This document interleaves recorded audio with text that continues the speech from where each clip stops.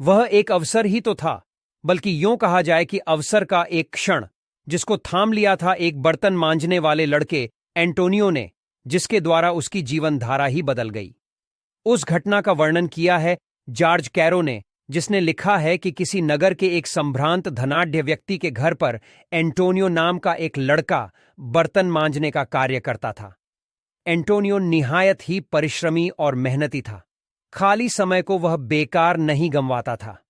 जब भी कभी उसे बर्तन मांजने के काम से अवकाश मिलता, वह खाली न बैठता, बल्कि एक पत्थर की मूर्ति बनाने वाले की दुकान पर चला जाता, जो उसके मालिक फेलेरा के घर के पास ही थी। पत्थरों को काट छांट कर मूर्तियां बनाते मूर्तिकारों को वह बड़े ध्यान से देखता।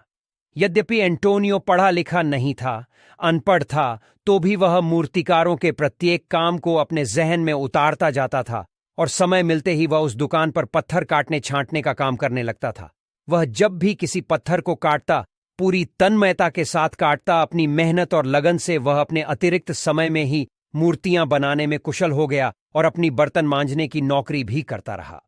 उस धनी व्यक्ति फेलेरा ने एक दिन नगर के गणमान्य व्यक्तियों, संभ्रांत नागरिकों और उच्च अधिकारियों को अपने घर दावत पर आमंत्रित किया। घर के बड़े हाल को नए ढंग से सजाया संवारा जा रहा था। दावत का इंतजाम इसी हाल में किया जा रहा था। एक बड़ी सी मेज हाल के मध्य में रखी गई थी, जिसे दावत के लिए विशेष तरीके से सजाया जा रहा था। मेज को आकर्षक तरीके से सजाने की जिम्मेदारी मुख्य बेरे की थी।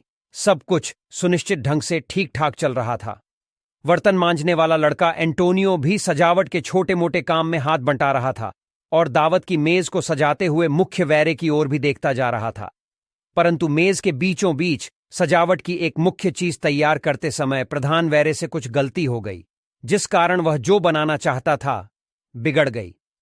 उधर अतिथियों के आने का समय भी हो रहा था।